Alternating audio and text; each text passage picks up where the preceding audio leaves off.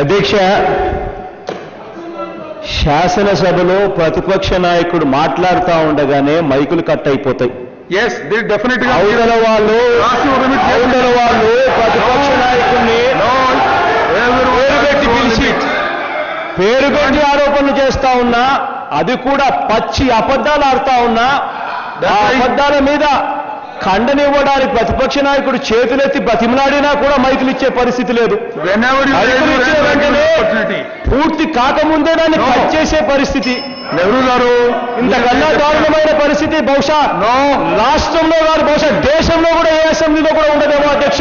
You are mistaken. అధ్యక్ష, you are misquoting. You are mistaken.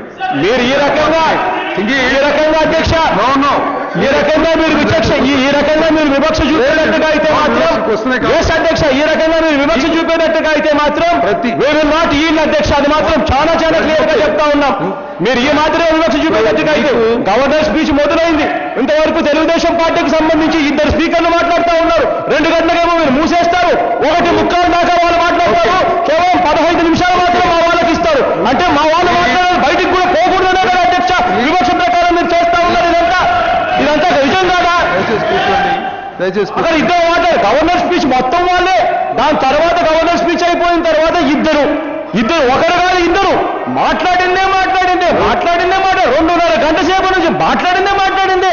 అసలు ప్రజలు టీవీలు చూస్తూ ఉన్నారు, వాళ్ళు ఏమనుకుంటారో అన్న ధ్యాస కూడా లేదు. కనీసం ఇచ్చేటట్టుగా అయితే వాళ్ళకు ఒకసారి ఇవ్వాలి, న్యాయం చేసేటట్టుగా అయితే మా వాళ్ళకు ఒకసారి ఇవ్వాలి.